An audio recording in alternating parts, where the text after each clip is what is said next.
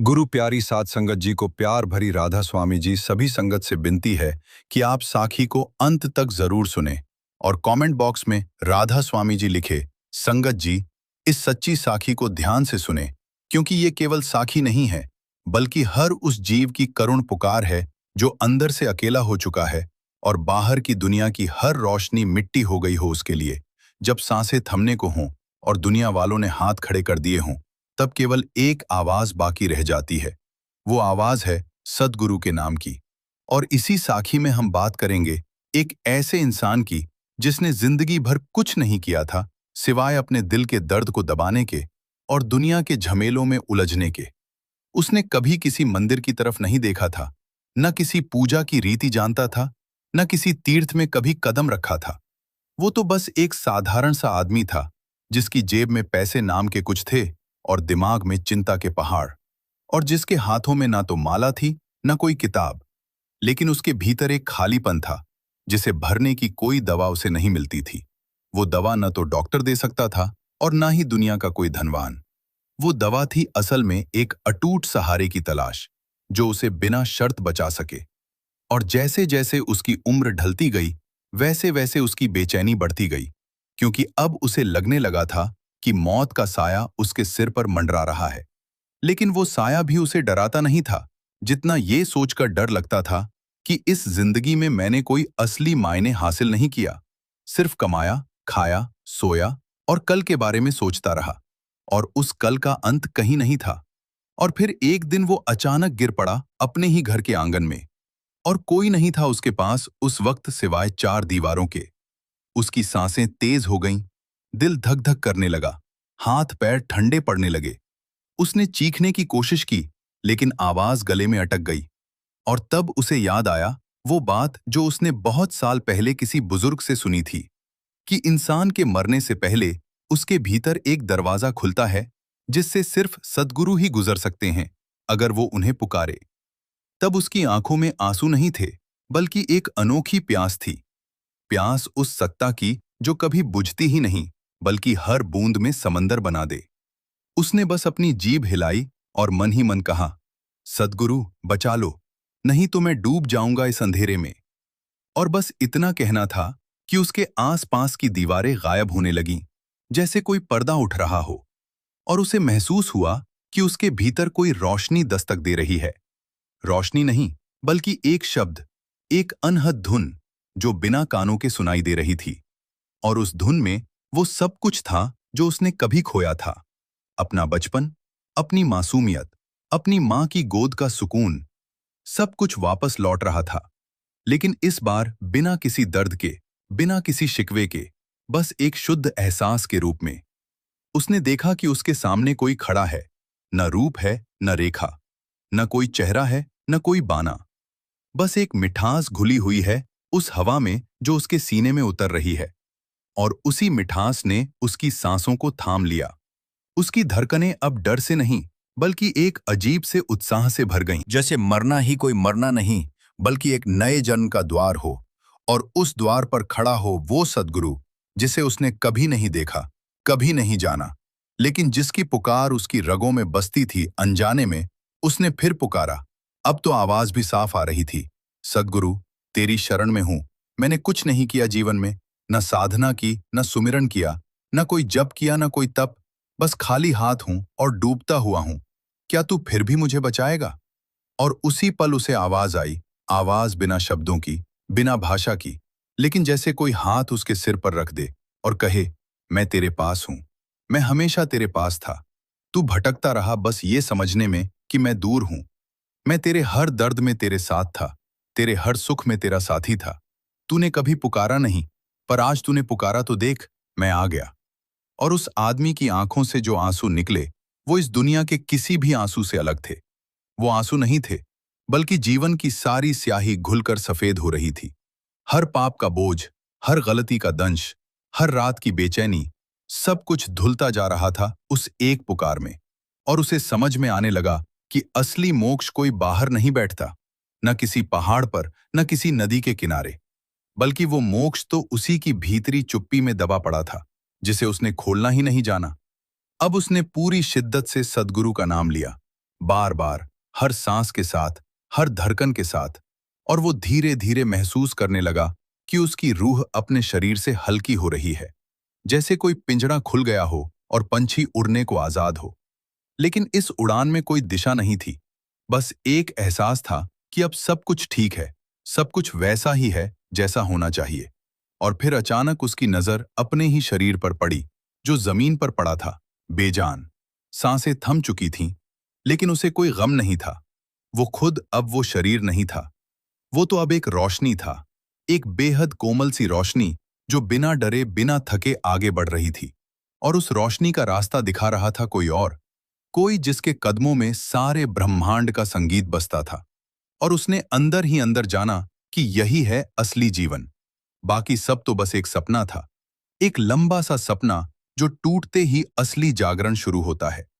और उस जागरण में न कोई मंदिर है, न कोई मूरत, न कोई किताब है, न कोई रस्म, बस एक अटूट प्रेम का रिश्ता है सद्गुरु के साथ।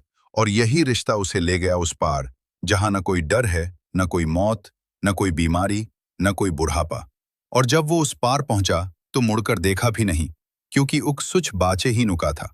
और यही है उस आदमी की सच्ची साखी, जिसने मरने से पहले सद्गुरु को पुकारा। और फिर क्या हुआ? वो मरा ही नहीं, बल्कि पहली बार जीना सीख गया, सच में जीना, हमेशा के लिए जीना। अब तुम सोचते हो कि कैसे एक साधारण सी पुकार ने सब कुछ बदल दिया, तो ये समझ लो कि सद्गुरु के द्वार पर कोई शर्त नहीं है। न तुम्हें कोई पूजा चाहिए, न कोई अनुष्ठान। बस एक सच्चा दिल चाहिए जो कहे, मैं तेरा हूं। और बस इसी सत्य की गहराई में उतरते हैं अब हम इस कथा के दूसरे भाग में, जहां हम देखेंगे कि उस पुकार के बाद उसकी आत्मा किन रास्तों से गुजरी, और कैसे उसने अपने पुराने संस्कारों का सामना किया, और कैसे उस अनहद शब्द ने उसे पूर्ण बना दिया। लेकिन ये मत समझना कि ये कहानी सिर्फ उस एक आदमी की है। ये कहानी तुम्हारी भी है, मेरी भी है, हर उस रूह की है जो अभी भी ये सोच रही है कि मैंने कुछ नहीं किया, मैं कैसे पाऊंगा। लेकिन सुनो, सद्गुरु को तुम्हारा कुछ नहीं चाहिए, उन्हें तो बस तुम चाहिए। और वो तुम्हारे हर एक पुकार पर दौड़े चले आते हैं, चाहे वो पुकार आखिरी सांस में ही क्यों ना हो। चलो, अब आगे बढ़ते हैं इस यात्रा में। अब हम उसी आत्मा के साथ चलते हैं जो अभी अभी अपने भौतिक शरीर से बाहर निकली है। और देखो तो जरा, कितनी हल्की है ये आत्मा, जैसे कोई बादल का टुकड़ा जो हवा के झोंके में उड़ रहा हो। लेकिन इस उड़ान में उसे कोई दिक्कत नहीं है, क्योंकि अब उसके पैर नहीं हैं, हाथ नहीं है, न भूख है, न प्यास, न कोई चिंता है, न कोई लालसा। बस एक अद्भुत शांति है जो उसे चारों तरफ से घेरे हुए है। और उस शांति के बीच में वो सद्गुरु का स्मरण कर रहा है। बस सिमरन, बस वही एक शब्द जो उसने सीखा था मरते समय। और अब वो शब्द उसकी हर सांस बन चुका है। हालांकि सांसें अब भौतिक नहीं है, लेकिन एक आंतरिक स्पंदन है जो उसे जीवित रखे हुए है। और उस स्पंदन के साथ साथ वो देख रहा है कि सामने एक बहुत बड़ा सा विस्तार है, जैसे कोई असीम समुद्र लहरा रहा हो। लेकिन ये पानी का समुद्र नहीं है, बल्कि रोशनी का समुद्र है। और उस रोशनी की हर लहर में एक आवाज है, एक धुन है, वही धुन जो उसने पहली बार सुनी थी जब उसने सद्गुरु को पुकारा था। और अब उसे एहसास हो रहा है कि ये धुन बहुत पुरानी है, जितना पुराना ये ब्रह्मांड है, बल्कि उससे भी पुरानी। ये वो धुन है जिसने सब कुछ बनाया, सब कुछ बुना, सब कुछ सजाया। और उस धुन में ही सब कुछ लीन भी हो जाता है।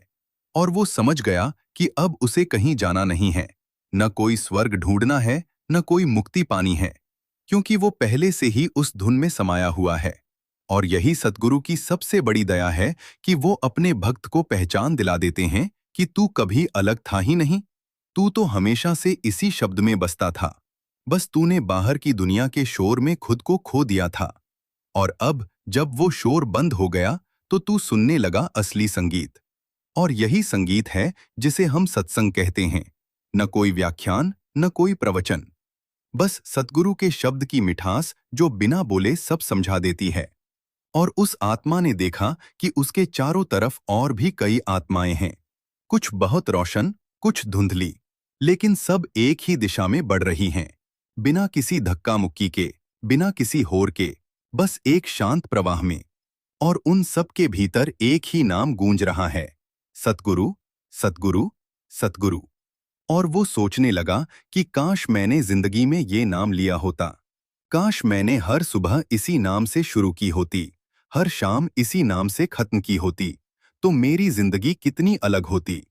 लेकिन तभी उसके भीतर एक आवाज आई, बेटा, अब पछतावा कैसा, अब तो तू मेरे साथ है, और जो हुआ सो हुआ, उसे मिटाने की कोशिश मत कर, बल्कि उसी से सीख ले कि अब तू कभी इस नाम को मत भूलना। चाहे कहीं भी हो, चाहे किसी भी रूप में हो, ये नाम ही तेरा सहारा है। और ये सुनते ही उस आत्मा के सारे पछतावे मिट गए, जैसे कोई झरना आकर सूखी धरती को हरा भरा कर दे। तब उसने फिर से सिमरन शुरू कर दिया, लेकिन इस बार उस सिमरन में एक नया रस था, एक नया उमंग था, जैसे कोई मिलन हो रहा हो। और वो मिलन हो रहा था उसके अपने असली स्वरूप से, जिसे वह भूल चुका था।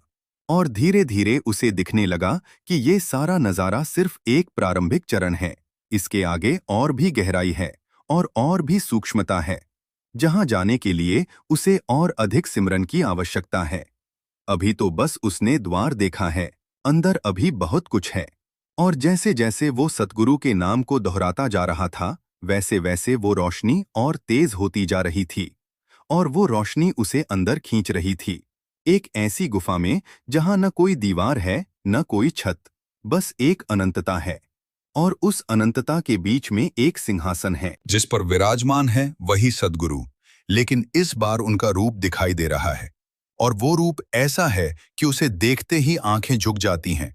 न इसलिए कि डर लगता है, बल्कि इसलिए कि उस रूप के आगे अहंकार टिक ही नहीं सकता। सारा घमंड, सारा दंभ, सब चूर चूर हो जाता है, और बस बचता है एक सच्चा प्रेम। और उस प्रेम में डूबकर वो आत्मा चिल्ला उठी, हे सद्गुरु, मैं तेरे चरणों में हूं, अब मुझे कहीं नहीं जाना, मुझे यहीं रहने दे, तेरे इसी सिमरन में, तेरी इसी भक्ति में। और सद्गुरु ने मुस्कुराकर कहा, अब तू कहीं जा ही नहीं सकता, क्योंकि अब तू मुझ में समा गया। जैसे बूंद समंदर में समा जाती है, लेकिन बूंद मिटती नहीं, बल्कि समंदर बन जाती है, ठीक उसी तरह तू भी अब मुझ में विलीन हो गया। फिर भी तू अलग है, क्योंकि मैं चाहता हूं कि तू दूसरों को भी ये रास्ता दिखाए, जो अभी भी इस भटकन में हैं, जो अभी भी बाहरी चकाचौंध में उलझे हैं। तू उन्हें बता कि असली धन सद्गुरु का नाम है, बस एक नाम, और वो नाम ही सब कुछ है। और वो आत्मा प्रणाम करके बोली, पर हे सद्गुरु, मैंने तो जिंदगी में कभी कुछ नहीं किया, मैं कैसे किसी को रास्ता दिखाऊंगा? मेरे पास तो कोई बात नहीं है, कोई ज्ञान नहीं है। और सद्गुरु ने कहा, तेरे पास सबसे बड़ी बात है, तेरे पास अनुभव है। तूने मौत के मुंह में जाकर मुझे पुकारा, और मैं आया। ये तेरी साखी ही काफी है किसी का भी जीवन बदलने के लिए। तू बस अपनी कहानी कह देना, बाकी मैं संभाल लूंगा। और ये सुनकर उस आत्मा को इतनी प्रसन्नता हुई कि उसने फिर से सिमरन शुरू कर दिया। और इस बार उसकी आवाज में इतनी ताकत थी कि वो सारे ब्रह्मांड में गूंज गई। और जहां जहां ये आवाज पहुंची, वहां के जीव जागने लगे। वो जो सो रहे थे करोड़ों जन्मों से, उनकी आंखें खुलने लगीं, और उन्होंने देखा कि ये आवाज किसी और की नहीं, बल्कि उसी सतगुरु की है, जो हर दिल में बसता है, पर हम देख नहीं पाते। और यही है सिमरन का कमाल, कि एक आवाज हजारों दिलों को जगा देती है, एक नाम लाखों रूहों को तार देता है, बिना किसी बाहरी आडंबर के, बिना किसी दिखावे के। और अब उस आत्मा का पूरा अस्तित्व सिमरन में डूब चुका था। न उसे समय का एहसास था, न जगह का, बस एक अनवरत प्रवाह था। और उसी प्रवाह में वो आगे बढ़ता जा रहा था। और जैसे जैसे वो बढ़ता जा रहा था, वैसे वैसे उसकी अपनी पुरानी यादें, पुराने संस्कार, पुराने कर्म, सब उसके सामने आने लगे। और उसने देखा कि कैसे उसने अपनी जिंदगी में बहुतों को दुख पहुंचाया, कैसे उसने झूठ बोला, कैसे उसने लोगों का दिल तोड़ा, कैसे उसने पैसे के लिए सब कुछ किया। और ये सब देखकर उसे बहुत शर्म आई। वो रुकना चाहता था, भागना चाहता था, लेकिन सतगुरु के सिमरन ने उसे थाम लिया। और धीरे धीरे वो समझने लगा कि ये सब दिखाया जा रहा है ताकि वो माफी मांग सके, तभी वो अपने सब गुनाहों को धो सके। और उसने बिना किसी हिचकिचाहट के सच्चे दिल से कहा, हे सतगुरु, मैंने गलत किया, मुझे माफ कर दे, मैं अब ऐसा नहीं करूंगा। और बस इतना कहते ही सारे पाप उससे अलग हो गए, जैसे सूखे पत्ते पेड़ से टूटकर गिर जाते हैं, और उसकी आत्मा और भी निर्मल हो गई। और फिर उसने अपने अंदर एक नया उभार महसूस किया, एक नया जोश, एक नई ऊर्जा। और वो समझ गया कि सद्गुरु की दया सबसे बड़ी है। उससे बड़ा कोई धर्म नहीं, कोई तीर्थ नहीं, कोई यज्ञ नहीं, क्योंकि वो दया सीधे दिल पर असर करती है। वो दया जड़ों को पानी देती है, और फिर वो पौधा बनता है, फिर वो पेड़ बनता है, और फिर वो छांव देता है सबको। और यही सद्गुरु की कृपा का विस्तार है। अब हम इस कथा के तीसरे भाग में देखेंगे कि जब वो आत्मा पूरी तरह शुद्ध हो गई तो उसके आगे क्या आया, कौन से नए द्वार खुले, और कैसे उसने अपने उसी पुराने शरीर के लोगों को देखा जो उसके जाने के बाद क्या कर रहे थे, और कैसे उसकी एक झलक ने उनके भीतर भी बदलाव पैदा किया। लेकिन तब तक हम सब इसी सिमरन के रस में डूबे रहें, क्योंकि यही रस है जो हमें पार ले जाता है, बिना किसी रुकावट के, बिना किसी थकान के, बस एक निरंतर प्रेम का प्रवाह। और ये प्रवाह ही असली सत्संग है। बाकी सब तो बस शब्दों का खेल है, और शब्दों से परे जो सच है उसे हम सबको पाना है। चलो अब तीसरे भाग में चलते हैं, धीरे धीरे, एक एक सांस के साथ, एक एक सिमरन के साथ। अब उस आत्मा की यात्रा और गहरी हो गई है। वो उस पार के उस पार पहुंच चुकी है, जहां न कोई रात है, न कोई दिन, न कोई भूख है, न कोई प्यास, न कोई सुख है, न कोई दुख। बस एक अद्वितीय सत्ता है जिसमें सब कुछ समाया हुआ है, और उस सत्ता का नाम है सद्गुरु। और उस आत्मा ने देखा कि अब वो पूरी तरह से उस रोशनी में घुल चुकी है, जैसे एक बूंद घुलती है नदी में, और फिर वो नदी समंदर में, और फिर वो समंदर आकाश में, और फिर वो आकाश उस परम तत्व में। और अब वो कुछ भी नहीं बचा, सिर्फ एक अनुभूति है, एक एहसास है कि मैं हूं, और ये मैं ही सब कुछ है, और इससे बड़ा कोई सत्य नहीं है। और यही सत्य है जिसे हर कोई खोजता है, लेकिन मिलता है उन्हें जो सद्गुरु की शरण में आ जाते हैं, न मांगकर, न रोकर, बस समर्पण करके।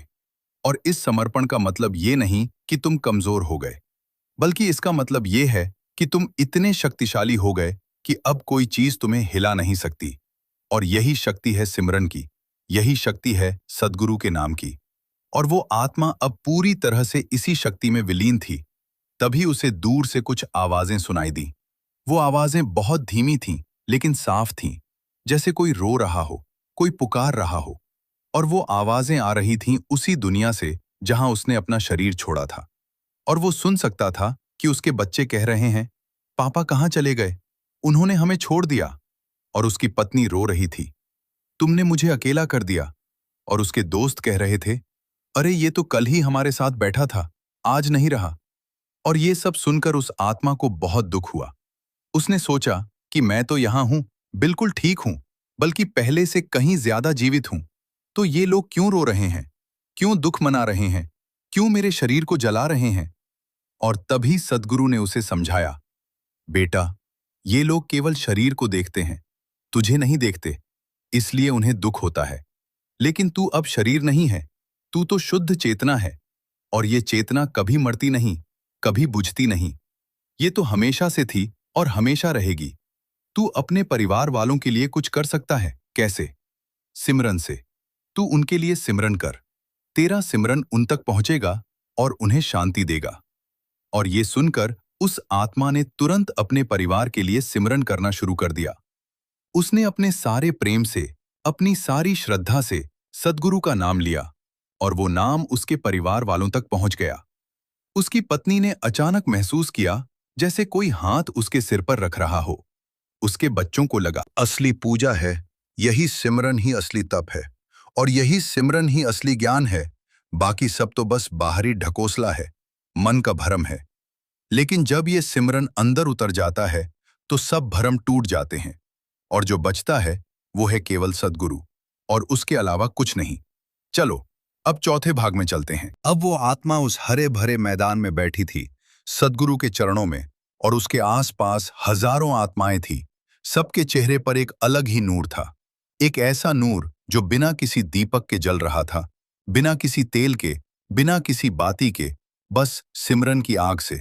और वो आग ठंडी थी, जैसे बर्फ में लिपटी हुई रोशनी। और उसी रोशनी में वो सब कुछ देख रहा था जो कभी हुआ था, जो हो रहा है और जो होगा। और वो देख रहा था कि कैसे हर एक आत्मा इस दुनिया में आती है, कुछ सालों के लिए, कुछ पलों के लिए, और फिर चली जाती है। और इन सब के बीच एक ही सच्चाई है, और वो है सद्गुरु का नाम। और उसने देखा कि कैसे कुछ आत्माएं इस नाम को पा लेती हैं और कैसे कुछ इससे वंचित रह जाती हैं। और जो वंचित रह जाती हैं वो बार बार आती हैं, बार बार जाती हैं, बिना किसी ठिकाने के, बिना किसी सहारे के। और उन्हें देखकर उस आत्मा का दिल द्रवित हो गया। उसने सद्गुरु से कहा, हे सद्गुरु, मैं उन सब की मदद कैसे कर सकता हूं जो इस नाम से अनजान हैं, जो अभी भी दुनिया के झंझटों में उलझे हैं।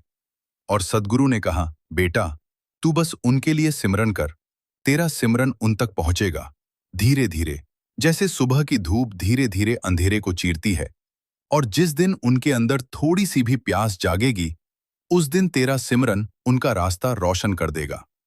और ये सुनकर उस आत्मा ने पूरे मन से उन सब आत्माओं के लिए सिमरन करना शुरू कर दिया जो अभी भी उस दुनिया में थीं। और उसने अपने परिवार वालों के लिए भी सिमरन किया, अपने दोस्तों के लिए भी, और उन लोगों के लिए भी जिन्होंने उसे कभी दुख दिया था। क्योंकि अब उसे कोई गिला नहीं था, कोई शिकवा नहीं था, बस एक मीठी सी करुणा थी। और उस करुणा ने उसे और भी हल्का कर दिया। और फिर उसने देखा कि सद्गुरु खड़े हो रहे हैं और सब आत्माओं को इशारा कर रहे हैं कि वो उनके पीछे चलें।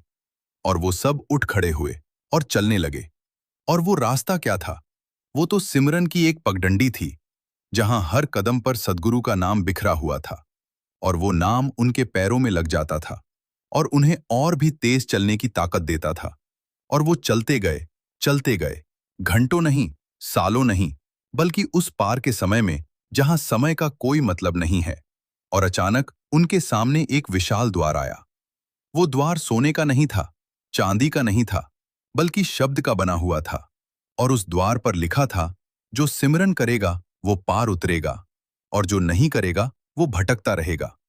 और उस द्वार को पार करने के लिए कोई चाबी नहीं चाहिए थी, कोई ताला नहीं था।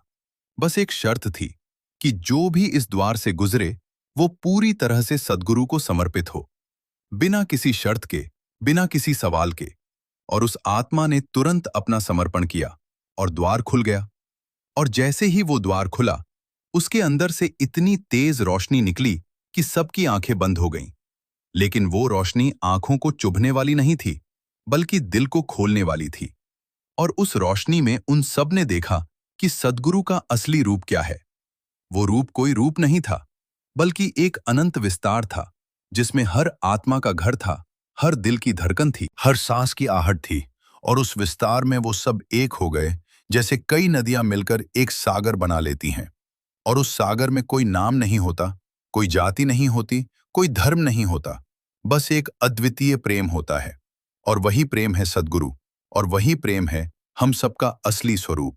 और उस आत्मा को अब पूरा यकीन हो गया कि वो कभी मरा ही नहीं, बल्कि हमेशा से जीवित था और हमेशा जीवित रहेगा। बस उसने अपना शरीर बदला है, जैसे हम कपड़े बदलते हैं। और जैसे ही ये ज्ञान उसे हुआ, उसके भीतर से सारा दर्द, सारा डर, सारी चिंता सब खत्म हो गई और वो पूरी तरह से आजाद हो गया। आजाद उन सब बंधनों से जो उसने खुद अपने ऊपर डाल रखे थे। और फिर उसने चारों तरफ देखा तो उसे अपने अलावा और भी कई आत्माएं दिखाई दी जो अभी अभी दुनिया से आई थी। कुछ बूढ़ी थी, कुछ जवान, कुछ बच्चे भी थे। और सबके चेहरे पर एक ही सवाल था, क्या यही है असली जीवन? और उस आत्मा ने उन सबको सिमरन करना सिखाया। उसने उन्हें बताया कि कोई मंदिर नहीं जाना, कोई पूजा नहीं करनी, कोई तीर्थ नहीं जाना। बस बैठो, आंखें बंद करो और अपने भीतर उस सद्गुरु को पुकारो जो कभी दूर नहीं है। और वो सब आत्माएं उसकी बात सुनकर सिमरन करने लगी। और धीरे धीरे उनके चेहरे भी रोशन होने लगे और उनके दुख कम होने लगे। और वो समझ गए कि यही रास्ता है, यही सच है, और इसके अलावा और कुछ भी नहीं है। और ये देखकर सद्गुरु मुस्कुराए और उन्होंने उस आत्मा को आशीर्वाद दिया और कहा, तूने वही किया जो मैं चाहता था। तूने दूसरों को रास्ता दिखाया और अब तू मेरे साथ रहेगा हमेशा के लिए। और उस आत्मा ने कहा, हे सद्गुरु, मैं तो कुछ नहीं हूं, तेरी कृपा से सब कुछ हूं। और यही है सच्ची विनम्रता, यही है सच्ची भक्ति। और अब हम आते हैं इस कथा के अंतिम भाग में, जहां हम देखेंगे कि आखिर में उस आत्मा का क्या हुआ और उसने उस पार के उस पार क्या देखा, और कैसे ये सारी कथा हमारे अपने जीवन का आईना बन जाती है। क्योंकि ये कहानी सिर्फ उस एक आदमी की नहीं है, बल्कि हर उस इंसान की है जो कभी इस दुनिया में आया है और जो एक दिन जाएगा और जाना चाहता है बिना किसी डर के, बिना किसी पछतावे के। और ये मुमकिन है सिर्फ और सिर्फ सद्गुरु के सिमरन से। बस एक सिमरन, बस एक नाम, बस एक पुकार, और सब ठीक हो जाता है, सब बदल जाता है, सब मिल जाता है।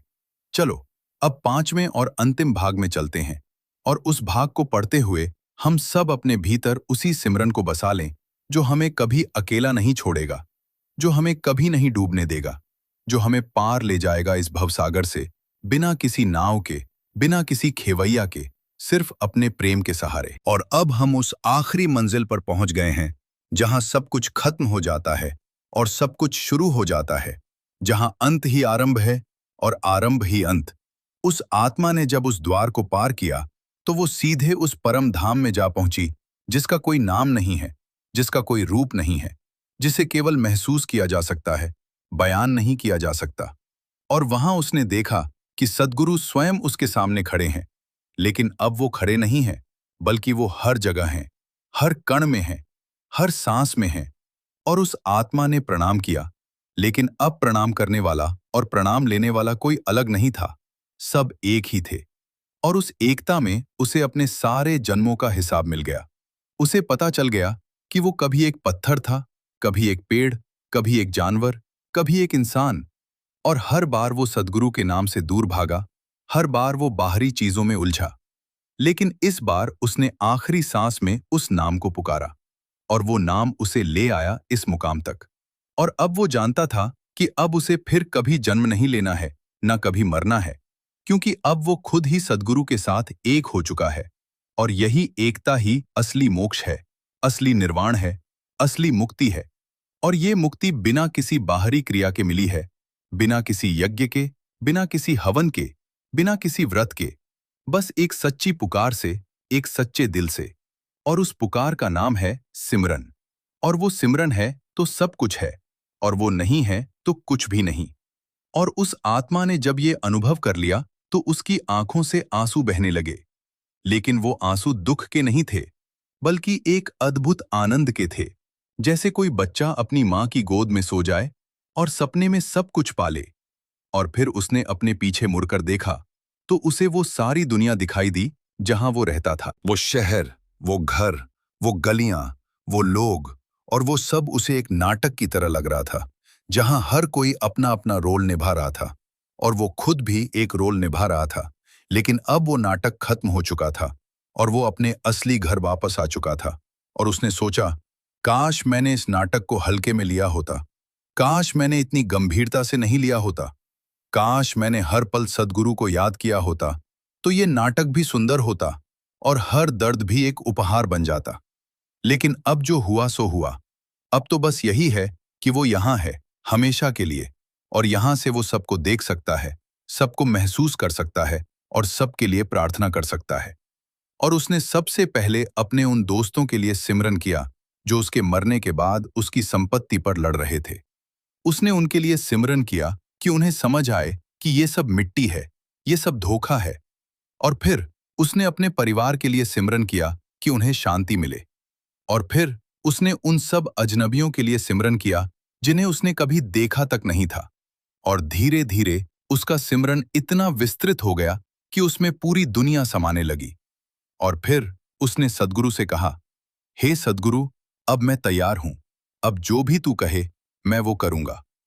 और सद्गुरु ने कहा, अब तू जाएगा नहीं, अब तू यहीं रहेगा, और जो भी इस रास्ते पर आएगा तू उसका स्वागत करेगा, तू उसे सिमरन सिखाएगा, और तू उसे बताएगा कि बिना किसी बाहरी चीज के बस एक नाम से सब कुछ मिल सकता है। और ये सुनकर उस आत्मा को बहुत खुशी हुई, क्योंकि अब उसे एक नया काम मिल गया था, एक नया उद्देश्य मिल गया था। और वो उद्देश्य था सद्गुरु के नाम का प्रचार करना। लेकिन प्रचार का मतलब न बैनर लगाना, न नारे लगाना, बल्कि अपने सिमरन से, अपनी मौजूदगी से, अपनी मिठास से लोगों को उस नाम की तरफ खींचना। और उसने ठान लिया कि जो भी उसके पास आएगा, चाहे वो कैसा भी हो, चाहे उसने कितने भी पाप किए हों, चाहे वो कितना भी गिरा हुआ हो, वो उसे सद्गुरु का नाम देगा और उसे बताएगा कि यही नाम तुम्हें बचा सकता है, यही नाम तुम्हें ऊपर उठा सकता है और यही नाम तुम्हें पूरा कर सकता है। और इसके बाद उस आत्मा ने अपनी आंखें बंद कर ली और अपने भीतर गहरे उतर गया। और वहां उसे एक ऐसी चुप्पी मिली जहां सब शब्द खत्म हो जाते हैं, सब धुनें थम जाती हैं और सिर्फ एक अनाम सत्ता रह जाती है। और उस सत्ता में वो विलीन हो गया, पूरी तरह से, बिना किसी निशान के, बिना किसी अवशेष के, जैसे एक बूंद समंदर में घुल जाती है। और अब वो न वो आदमी था, न वो आत्मा थी, न कुछ था, बस सद्गुरु था। और सद्गुरु ही सब कुछ था। और यही है उस साखी का सार, यही है उस सच्ची घटना का निचोड़ कि मरने से पहले उसने सद्गुरु को पुकारा और सद्गुरु आए और उसे ले गए उस पार, जहां न दुख है न सुख, न दिन है न रात, न जन्म है न मौत, बस एक अनंत शांति है, एक अटूट प्रेम है। और उस प्रेम में डूबने के लिए ना तो तुम्हें किसी मंदिर की जरूरत है, न किसी पूजा की, न किसी तीर्थ की, न किसी रस्म की। बस एक चीज चाहिए, एक सच्चा दिल, और उस दिल से निकली हुई एक पुकार, हे सद्गुरु, मैं तेरा हूं, तू मेरा है। और बस इसी सत्य के साथ हम इस साखी को विराम देते हैं। लेकिन यह विराम केवल शब्दों का है। असली बात तो अब शुरू होती है, तुम्हारे भीतर, तुम्हारे सिमरन में, तुम्हारे सद्गुरु के प्रति समर्पण में। इसलिए अब उठो, आंखें बंद करो और अपने भीतर उसी सद्गुरु को पुकारो जिसने उस मरते हुए इंसान को बचा लिया। वही सद्गुरु तुम्हें भी बचा सकता है। बस एक पुकार की देर है, बस एक सिमरन की देर है। और वो देर अभी खत्म करो, अभी, इसी पल, इसी सांस में। क्योंकि मौत कब आए कोई नहीं जानता, लेकिन सद्गुरु की दया हमेशा है, हमेशा से थी और हमेशा रहेगी। बस तुम उसे पुकारो, बस तुम उसे याद करो, बस तुम उसके नाम में रम जाओ और देखो कैसे सब कुछ बदल जाता है, कैसे सब कुछ मिल जाता है, कैसे सब कुछ हो जाता है। यही साखी है, यही सच है, यही सद्गुरु का वचन है। और इस वचन से बढ़कर कुछ भी नहीं है। इसलिए सिमरन करो और सिर्फ सिमरन करो, बस।